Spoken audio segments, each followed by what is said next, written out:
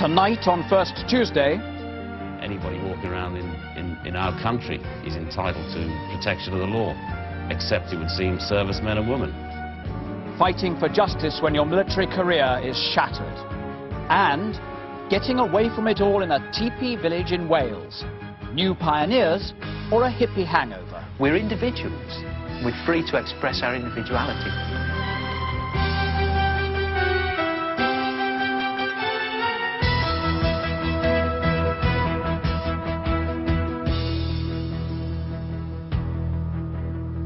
Good evening and welcome to the first Tuesday of January 1986.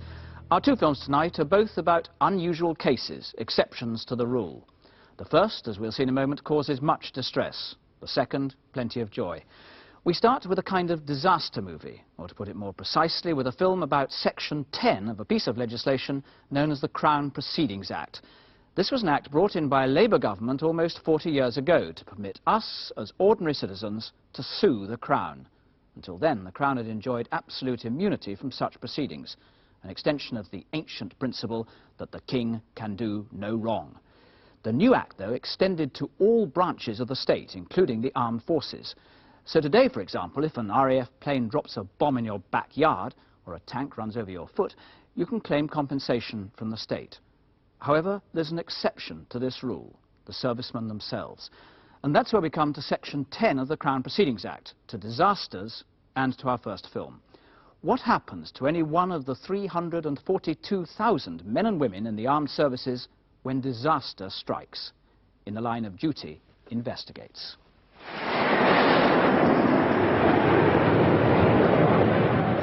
Leon Solent, Hampshire, the latest venue for the Joint Armed Services annual recruitment drive. With constant pressure to keep the forces up to strength, the Army, Navy and Air Force are seeking 30,000 recruits to join their ranks. Leading the team over the top, the squadron Richard Thomas. He started his flying career on Harriers in Germany before joining the Red Arrows for 4 years, from 1976 to 1980. In an attempt to attract them to the services, the 5,000 youngsters who attend are invited to fly in a helicopter, visit a destroyer at anchor, try their hands at the controls of high-tech equipment, and talk to servicemen and women. To be a nurse in the army, as anyway, you have to get at least 5 O-levels. Now, one of those subjects you're allowed to have a non-academic subject, but at least There's a serious offer underlying the displays and glossy brochures. You don't need any basic qualifications, except for officer entry into the army. Then we're looking. Today's armed forces have a lot to offer youngsters. Potentially there's a good life, with training and travel, good pay and conditions, and above all, a secure and stable future in the modern professionals. There's a junior seaman officer up here, usually aged about 22 or 23, who is directly responsible to the captain for the entire safety of the ship. He has the navigation, the collision avoidance, and anything else that happens. So the helicopter flies, the gun fires, the missiles go off, engine states change, or anything else. It has to come through the officer of the watch, and he has to go through.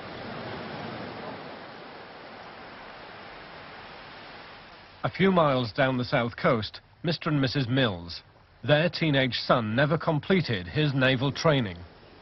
Well, when Jonathan was accepted for the Royal Navy, we were very proud, of course, and absolutely thrilled for him. I mean, according to the recruitment office and the literature, he was going to get the very best training in the world and the most professional training in the world. Of course, we had no reason to assume that he would be in any great danger during that training period. After the Falklands conflict was over, Jonathan was posted to the South Atlantic for his first tour of sea duty. He was just 18. We had a telephone call on the Saturday evening to say that Jonathan had been involved in an accident, that he had been burnt, that they didn't know how badly, because after all it was 8,000 miles away. What we didn't realise at the time was that the person we were talking to actually had very little information. In fact, his burns were horrific, and by the time his parents had made the long flight to Port Stanley, Jonathan was already dead. Well, on the day of the incident, they were actually testing the circuits to the missile launcher pads, but a missile was fired by mistake. Jonathan was caught in the blast, and he died of his injuries. Now, I believe now, and I believed then, that we were entitled to the very fullest possible explanation of what had happened to Jonathan, and I didn't think that we should have to fight for it. It seemed to me that it should have been available to us. But the Mills were thwarted from taking legal action to uncover more about the death of their son. The Crown Proceedings Act was introduced in 1947. Overall, it enabled subjects to sue the Crown like any other employer. But at the insistence of the forces, Section 10 made an exception. It prevented members of the armed forces or their next of kin from suing the Crown for death or injury caused by the forces or by fellow servicemen, a fact that's not clear to new recruits. Well, basically, the existence of the Crown Proceedings Act means that since next of kin can't take any legal action at all, they've no access to information other than that which is given to them freely. If they suspected that there were a cover-up, or if they felt, as we did, that it was a conspiracy to stop you finding out what had happened, there's actually nothing they can do about that. A number of other parents have contacted us, some very distressing stories. Boys who've been killed while training, very young boys, 17, 18 years of age. And we've also had a great deal of contact with a number of servicemen who've been injured, who are all affected by the Crown Proceedings Act. Without exception, all of the parents felt that they were very badly informed, that they couldn't get information at a time when they wanted it. And also, I should point out that it cost every set of parents a great deal of money simply to establish the legal situation. Not only were we not told about the Crown Proceedings Act when Jonathan joined the armed services at the age of 16, but we weren't told about it after he died. June Wilson, whose son Kevin joined the RAF, was also unexpectedly confronted by Section 10. He couldn't get an apprenticeship anywhere in Peterborough, so he then went and inquired about joining the forces to get his training that way, and that's what led into it, you know. His job, he was airframe mechanic, not a fitter. He wanted to be a fitter, but he didn't get that far. He was working on Hercules aeroplanes. Now, what he had to do was clean the hubs. They were very heavy, and he had to lift them into the vat, scrub them clean, turn them over, scrub the other side. This is all in toxic chemical, giving off a vapour that anaesthetises you. And not only that, it rots your kidneys on the quiet. He had to scrub, then he had to lift it out. And all the agitation, the more you agitate this stuff, the more the fumes come off. One night, she got a call from RAF Lynham. Kevin had been hurt. His workmates had found him alone, slumped face down over the side of the bath of trichloroethane, his hands, arms and face submerged in the fluid. I think he probably was overcome by the fumes and just toppled in, and there was nothing to save him because there was no crash bar. So he just fell in and drowned. And then the men, the corporal and the sergeant, found him and gave him the kiss of life and revived him, and he was put into hospital and survived. I didn't recognise him.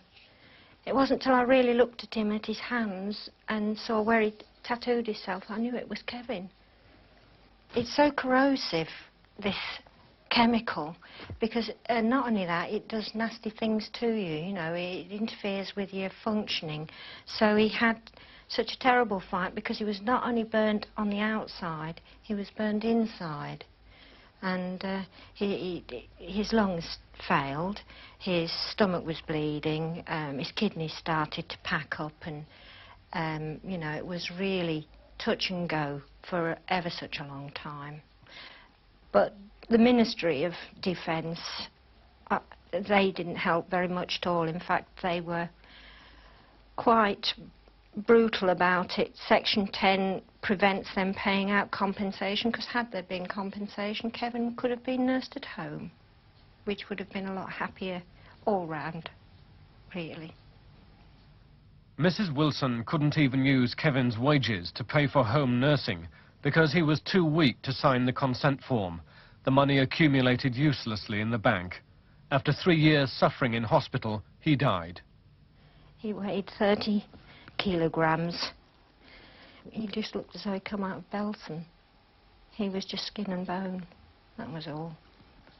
You could see it was Kev, though. An internal RAF inquiry has resulted in important safety improvements in the handling of trichloroethane. Better warning notices, improved protective clothing and raising the height of the chemical vats. Anthony Lester QC has not let the government's use of Section 10 go unchallenged. The total number of people affected by its provisions is unknown.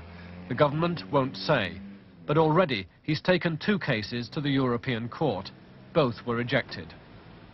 You find a man involved in a motor accident in Germany, to take an example I know well, a man of 50 with a very promising career in the RAF, in hospital for 5 months, seriously disabled, but not so seriously that he has to be retired from the Air Force. Result, he gets no pension of any kind because he hasn't yet retired, and not a penny for him or his dependents at all. Another example, a man goes into an RAF hospital, really in civilian conditions. We're not talking about field stations on the front line in wartime. There's an operation which goes wrong. He says it's the fault of the surgeon. He may be right, he may be wrong. Now, if it happened to you or to me, we could sue for negligence and expect to get damages if we could prove our case. That man is receiving a pension worth about 60% of the total he could possibly recover. And he and his wife are in quite terrible circumstances without any funds at all. I regard this situation as completely unacceptable in terms of the rule of law. The Defence Ministry justifies Section 10 by saying that the armed forces are called upon to risk injury and even death, not only on operations, but while training. It's a risk they have to accept. It's a bogus argument to say that people in the forces ought to expect to be injured, because we're not talking about times of war. We're talking about the armed forces in time of peace, when there is no war. Now, I put a question to the Minister of Defence 2 years ago. I asked him how many people were on operational duties, and he said out of the total armed services of 342,000, only 80,000 were on operational duties. So that's a totally bogus argument. Most of the armed services are doing the kind of work that you and I do, and work in the factories and in the mines, or driving. The government also says that to enable servicemen to sue would undermine discipline and make the conduct of the armed forces impossible. We manage perfectly well in disciplined services like the police service, the fire service. We manage perfectly well in the Napoleonic Wars in the armed services, allowing personnel to sue one another. For a long time, the prison service said it was unacceptable for prisoners to be able to sue them for their negligence, including medical negligence. And gradually that has been whittled away with no sign of the heavens falling or system breaking down. My view is that that argument is specious and ought to be firmly rejected. But the central plank of the Defence Ministry's argument for retaining Section 10 is that although members of the forces can't sue the Crown, they do get generous pensions instead. It's an argument that was used to overcome serious opposition to the section when it was first introduced in 1947.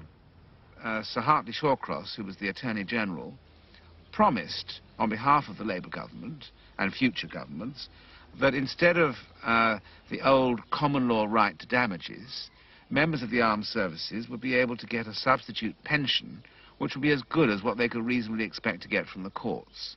And that promise has been broken by successive governments. Servicemen today clearly, obviously and indisputably do not get pensions to cover what they could have got if they proved their case for negligence in a court of law.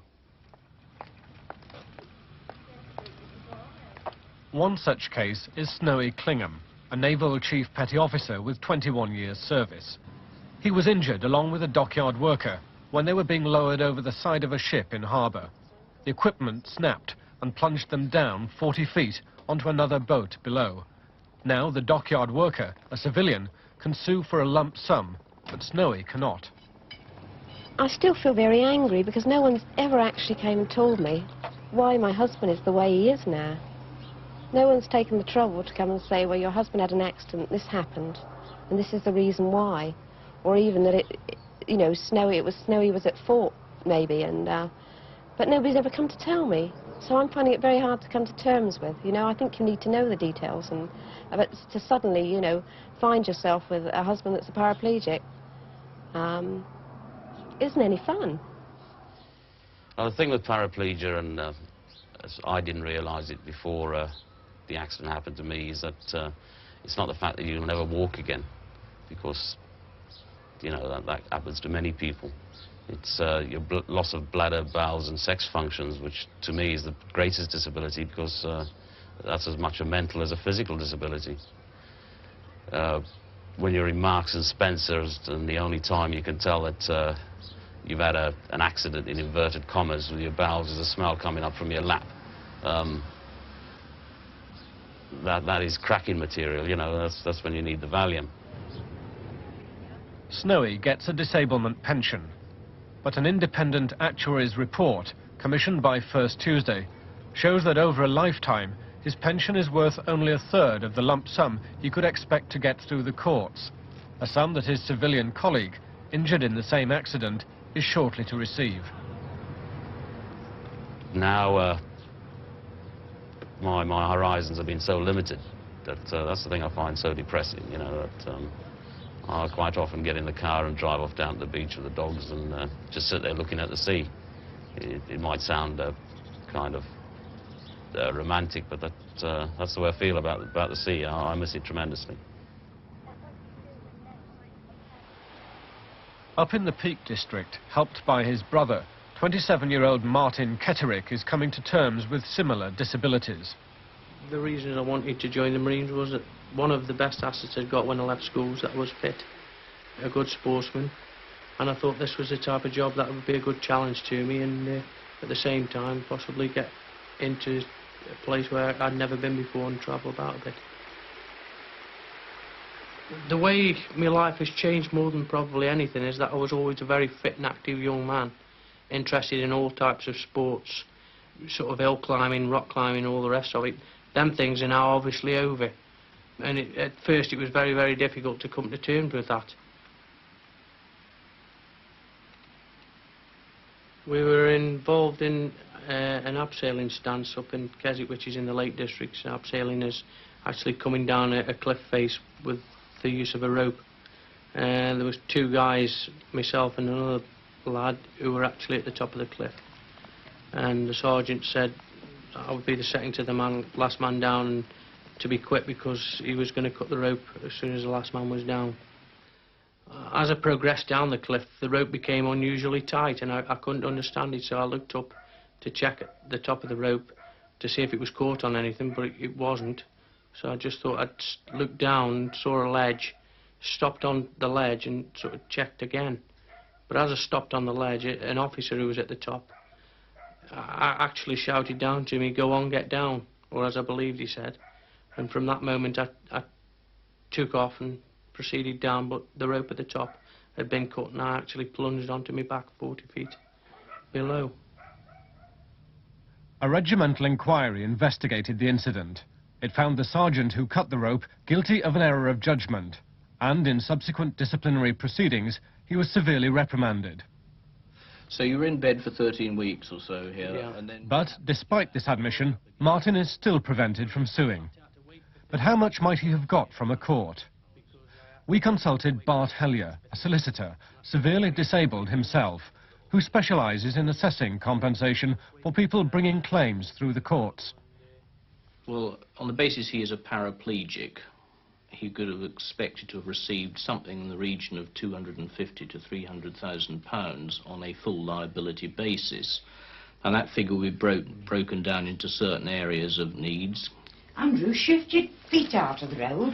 It would cover care he needs from other people at home, This is a very important one because he would receive much of this from his family at present, but as he gets older, they will get older and be less able to cope, and he will have to employ others instead.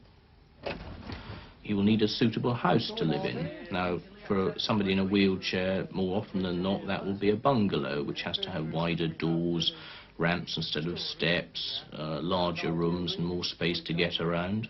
He would also need to consider other matters, such as he will need more heating in the home, so that will cost more. And quite apart from that, and the loss of earnings, we also have to consider the damages he will receive for pain and suffering and that type of thing. Instead, Martin receives various weekly pensions, amounting over his whole lifetime to just 1/3 of the £250,000 he could have expected to have received from the courts.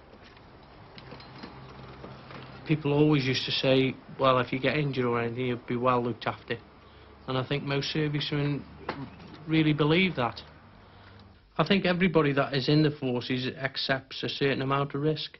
I mean, going to Northern Ireland's a risk, or the Falklands is a risk. In fact, just coming down a cliff face on a rope is a risk within itself, from falling debris or something that just happens as an act of God. But I don't consider a rope being cut on me a reasonable risk. In Jonathan's case, he was an apprentice, and I think we had a reasonable expectation that he wouldn't be exposed to any great danger whilst he was still learning to do his job. Of course, many jobs are dangerous. The difference is that other employers are accountable when something goes wrong. Anybody walking around in our country is entitled to protection of the law, except, it would seem, servicemen and women, where the law is legislated directly against them. They're not protected by the law. The government is protected from any serviceman or woman taking action against him by the law. Now, that is not what democracy is about in my book. If Section 10 didn't exist, they would have to be very careful. They would have to implement stricter regulations for safety. They would have to be more aware of safety. With Section 10 being there, they don't have to care a button. It's as simple as that, really. Well, at this point, I had hoped to be able to raise some of the issues in that film with the Minister from the Department of Defence. However, the Minister responsible, Norman Lamont, does not apparently wish to comment on the Act. Though in a reply to a question from the MP Jack Ashley, he said that the MOD was engaged in what he called a comprehensive review of Section 10, which he said was taking some time to complete. In fact, it's been going on now for over 2 years. The latest figures from the MOD show that in 1983, 166 people were invalided out of the armed services through accidents, though not all of those were necessarily in the line of duty. So how many people altogether over the years are affected by Section 10, and whether there is to be any change in government policy is still unknown. In a moment, we visit a remote Welsh valley where the inhabitants live all the year round in teepees and like to believe that they're the advance guard of the post-industrial age. So join me for the valley after the break.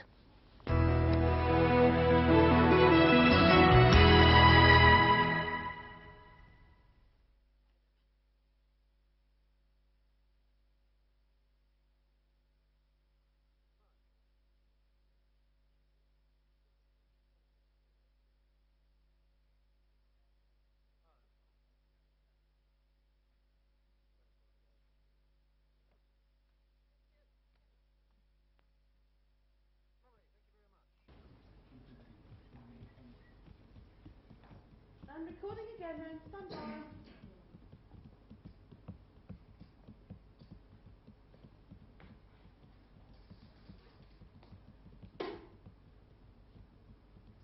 You alright? Yeah.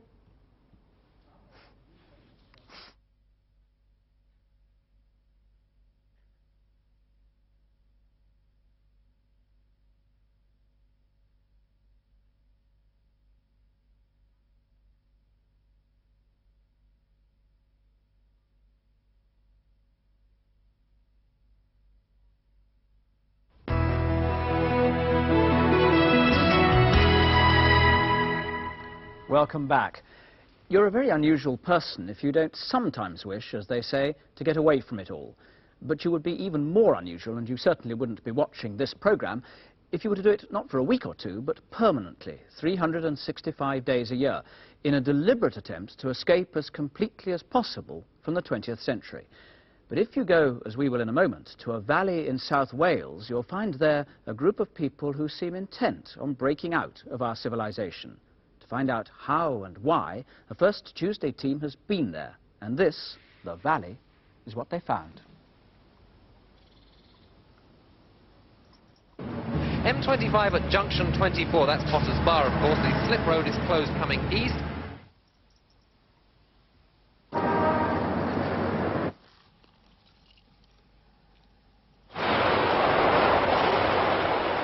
I live with the land where I am, and I drink from the mountain stream.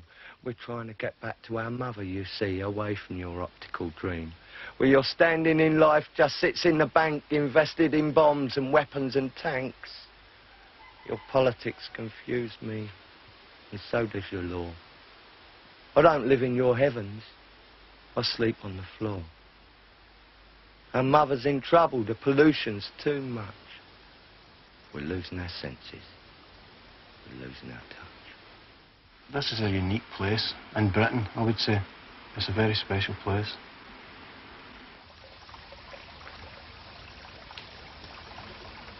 Roughly, there's about 100 people live in the valley at the moment, although that changes. People go away, people come, but there's a stable population of about 100. People come from all over, come from abroad, come from Germany, France, all the cities of Britain. We own quite a bit of the land, and the people put money into this trust that buys the land for them to live on. And I suppose we own quite a large portion of the valley at this point in time. And who knows, in a few years we'll probably be farming the land.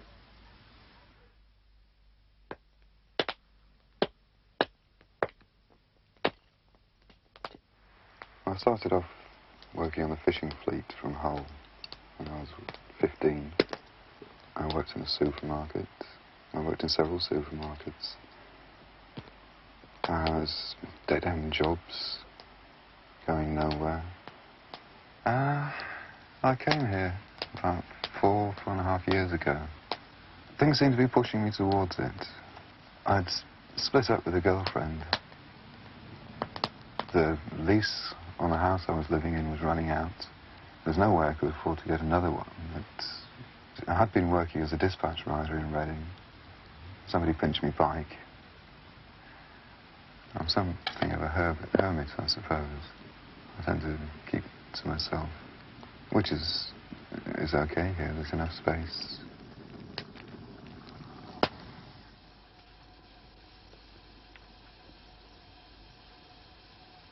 I lived in London, in Brixton.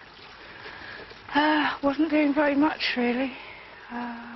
Single parent, council flat, taking Valium, and I was having such a terrible time in the city that I was desperate for any way out, really. I couldn't cope with it any longer. There's no relation to the sort of person I am now, the sort of person I was in the city. I think I've become calmer, definitely calmer. While I lived in the city, I didn't see having children as being a good thing to do. Whereas here, I definitely feel it's a fulfilment of my role, if you like. Yeah, it's a fulfilment of my person to live here and have children. This little foot. This little piggy went to market. This little piggy went to town. This little piggy ate roast beef. And this little piggy had none.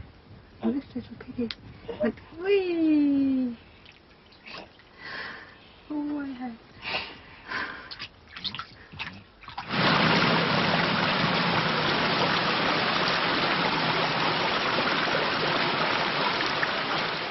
I think the experience of living like this in the valley changes everybody completely. It doesn't just change you. psychologically and emotionally, but even physically. You have to get used to being at the will of the elements, as it were. You have to get used to the fact that your lifestyle depends upon your environment.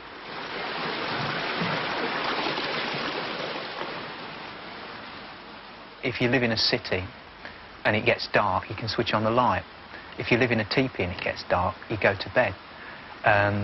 If it's raining, and, you know, for the first 6 months you bash your head against the wall, but eventually you just get used to the fact that if it's going to rain, it's going to rain. For a while, I was a gardener at a stately home, and everything was done very precisely, you know, like all the borders were cut finely and all the flowers were planted in little rows, and it was all very structured. My garden now is not like that at all. I mean, it's just patches of vegetables growing amongst wild plants. But that process of letting go is very difficult. But when you do, you see that nature's making a much better job of it than you could, you know? I've never worked harder in my life. I mean, you take the trees out of the forest, and you strip them, and you make the canvas into the home that you live in. I worked with the BBC for about 7 or 8 years. I felt it didn't seem to be taking me very far. Wash it with your hands. Personally, I think there's some more important things happening, really, than just sort of your job, you know. I spent 3 years doing industrial photography. You know, it was a kind of trade, you know, a specialised job. But there was filters on the window and things like that. I don't know, you're just living in the dark, you know. And when it actually came to it, it wasn't important as sort of being someplace else. Right, sorry. Hiya.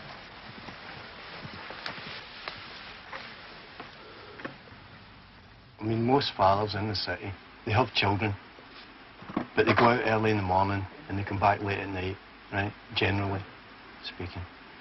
They come back tired, and kids are more a nuisance than anything else if you want to relax. And here it isn't like that, you know. It's like, I have all the time for Plum. We have that kind of sharing thing together. You have space, you have time, you have access to a lot of nice things to give your children.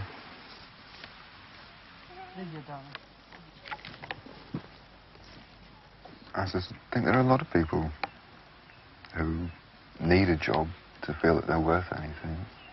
It doesn't tend to be something that happens in teepees.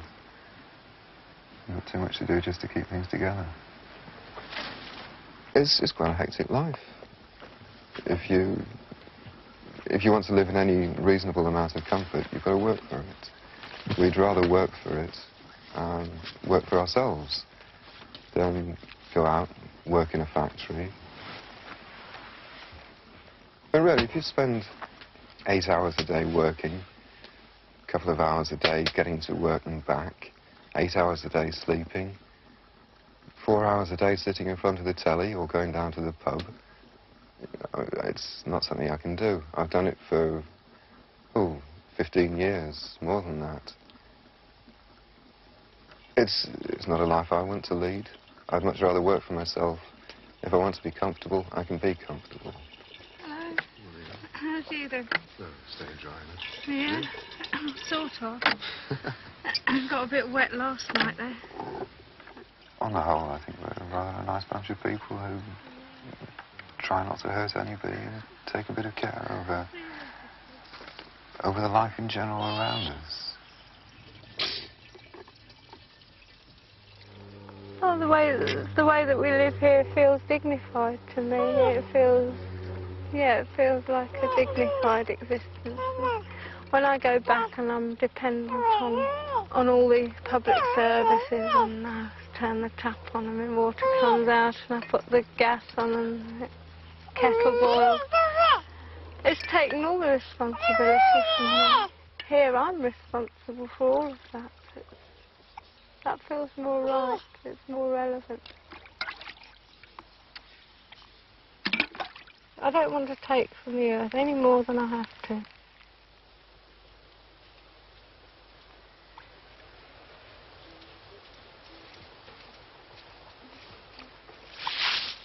I came here with very vague intentions. I didn't really know what I was doing. I came here hoping to spend maybe 6 months here. Instead, I've stayed 4 years. I brought Luca here, who's my other son. He's now 14. And he lives next to us, but not in the same teepee. He has his own teepee, which he built himself. Luca's changed quite dramatically. He was quite a problem child when we lived in the city. It's not surprising. Very little to do, not very much money to do it with. And he was beginning to get into trouble. And since he's come here, he's been through some rough patches. But I feel quite satisfied that he's in the process of becoming a nice adult. For lots of reasons, I'd rather be here. You can live in your own teepee, you can do a lot of things for yourself. You can learn from everybody. And everyone's prepared to teach you if you want to learn. I started doing woodwork and I made a food box for my teepee. And I made a lining for the teepee as well. And I had to make the poles. And it all took time. But you just learn something like that as it comes. I felt I've learnt more here than I would have done in the school in 4 years' time. They wouldn't tell you how to live in a teepee. They don't tell you how to look after yourself. They just tell you about how to get money. One of the things about living in a teepee is you're listening to the ground. The shape of the teepee is like an ear trumpet or something in one of these cowboy and Indian films where you see an Indian make a cone shape with his hand and press it against the ground and say there's 25 white men 2 miles away in the distance and one of them's riding a lame horse, sort of thing. You're listening to he's listening to the vibrations of the earth, and that's what it's like living in a teepee. Sometimes the sound of the river, for instance, is louder inside the teepee than outside because you're in a structure that's sort of coned against the earth. It's picking up all the vibrations, and you're in the centre of this energy funnel that's picking up the energies of the earth and all the sky energies, and it's all centering in the teepee. It's all coming to a focus in the teepee. You're becoming part of your environment. You're becoming absorbed into it again.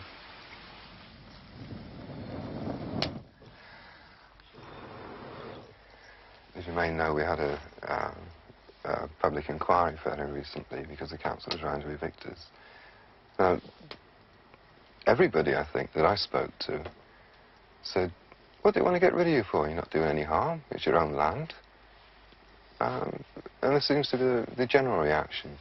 People in general seem to be more annoyed at the council. They don't have any real complaints about us, apart from we're different. All sorts of rumours go around here. We've had everything from sacrificing babies and kittens and puppies. There was one rumour going around that we had anthrax. I think the farmers are scared of us. We're an unknown, and people tend to be scared of unknown things.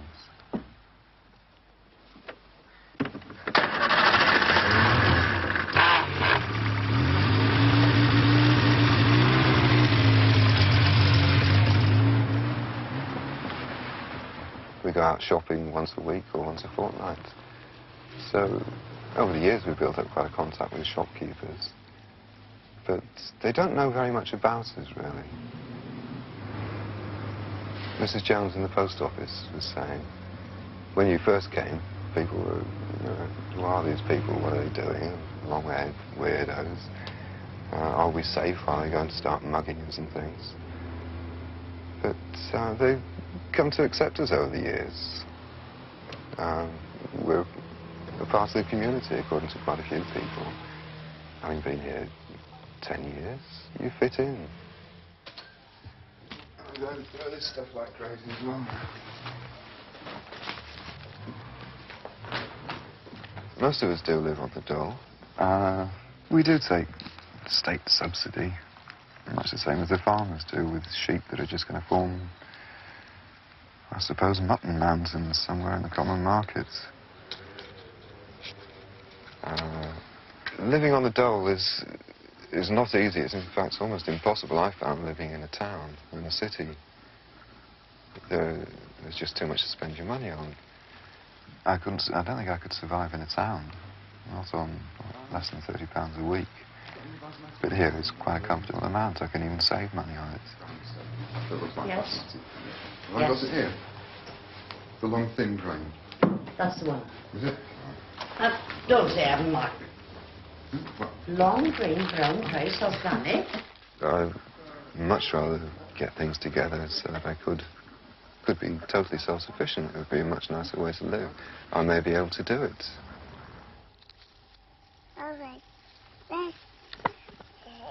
Ideally, this place could be self-sufficient. We could grow all our own vegetable needs. Quite a few families do grow virtually all their own. They can eat for 8 or 9 months a year out of the gardens.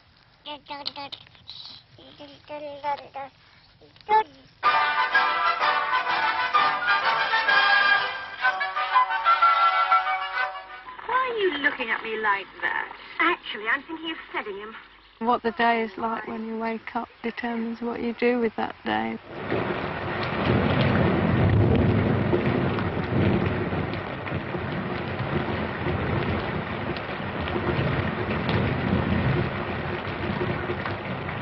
It can be like heaven and hell. It can get quite depressing. It can get very depressing. But not for long.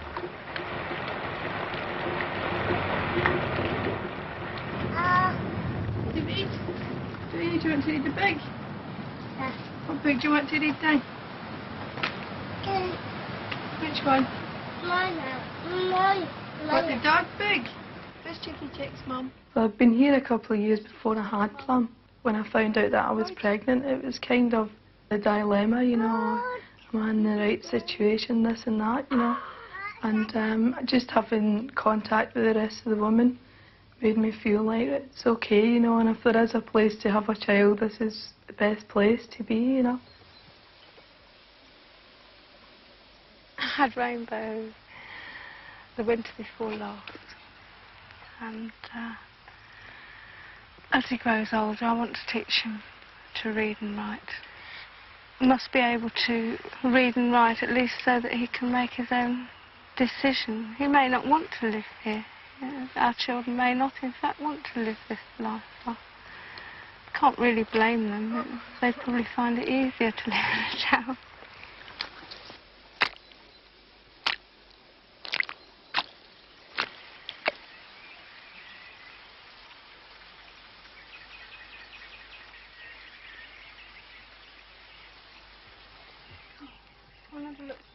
Our book vendor's got a full range of children's books, including a whole series for learning to read.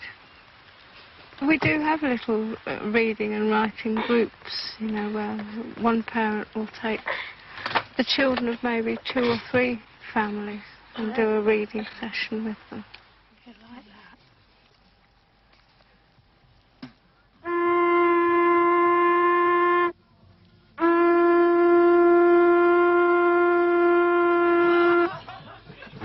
See people for like 2 weeks, 3 weeks, 6 months, you know. People are coming and going, and they live in different areas of the valley. So when you see them, it's like, it's good to get together with them.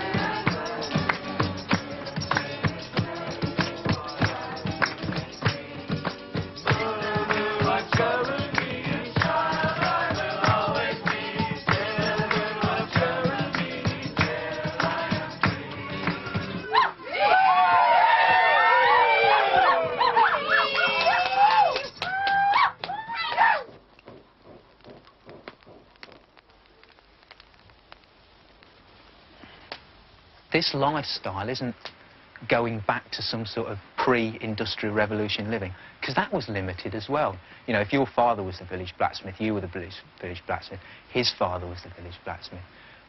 There was just no freedom of expression.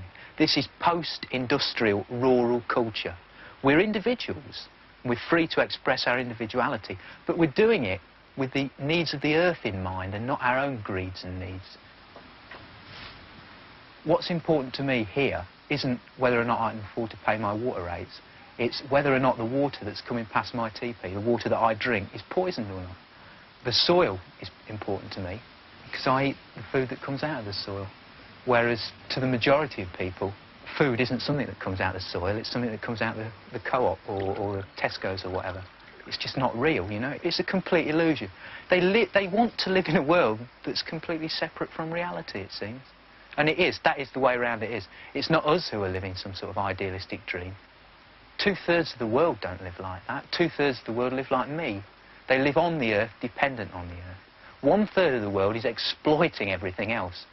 And they're destroying the earth in the meantime. They're destroying us. When my mum came, I think she was quite impressed, you know. And she wrote and said that she thought that we were the true pioneers of the post-industrial age. It was lovely.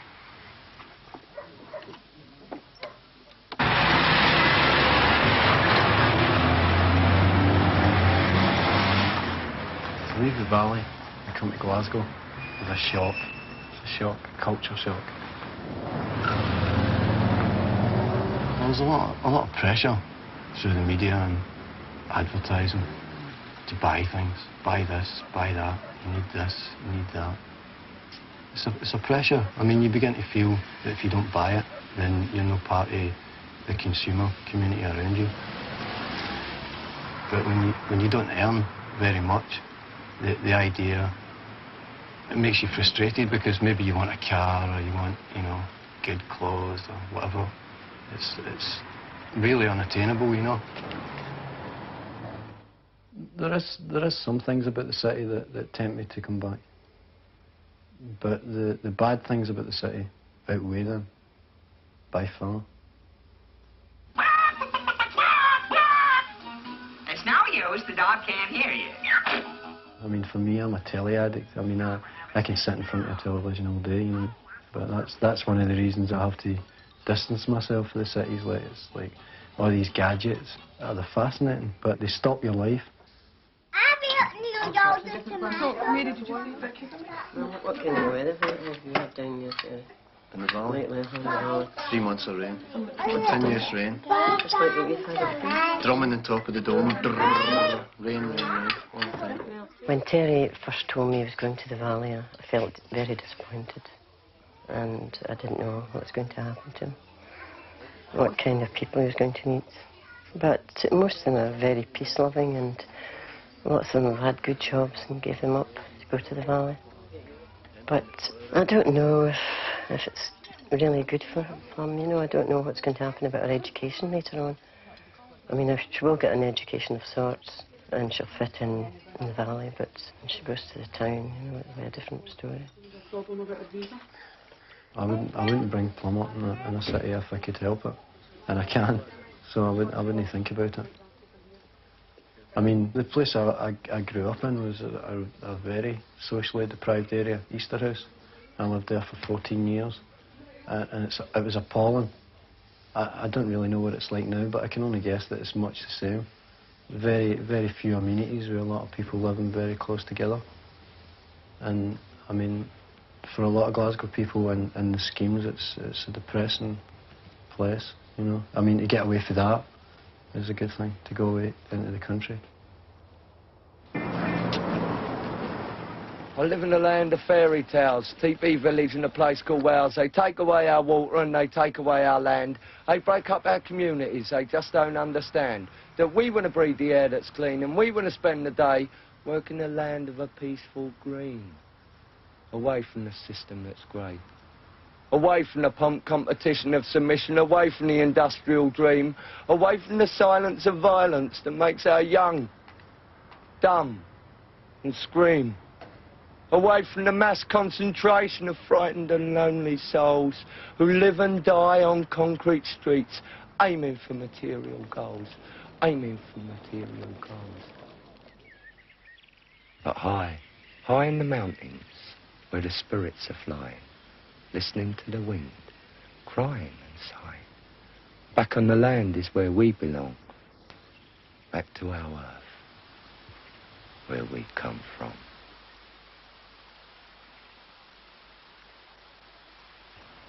Man, for some reason, doesn't like to see himself as part of this planet, as part of nature. And I think that's what you learn being here.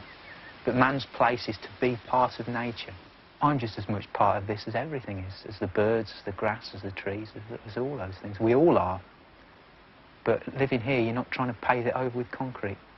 You're not trying to shut out the winter with a central heating and double glazing. You're not trying to scare away the night with bright lights. You're just living part of it. And that's how it should be, so it doesn't feel like a struggle. You don't feel like you're struggling all the time. Living with nature in the valley. Now, I may be wrong, but I have a sneaking suspicion that one or two of you are now muttering to yourselves, it's all right for them going on about the rest of us living in a world of unreality, but what about them? Don't they, the tent dwellers, you may say, still depend on a whole lot of services, including transport, health and social security, financed by the very system that they deplore? All of which may well be true, though it must be somewhat less depressing to be on the dole in rural Wales than in the inner city. And as the people of the valley seem to me to be innocent of ill will and to be harming no one, on this, the first Tuesday of January 1986, I wish them in their teepees, like you in your homes, a very happy new year. I'll be back again with the next edition of First Tuesday on the first Tuesday in February. Until then, good night.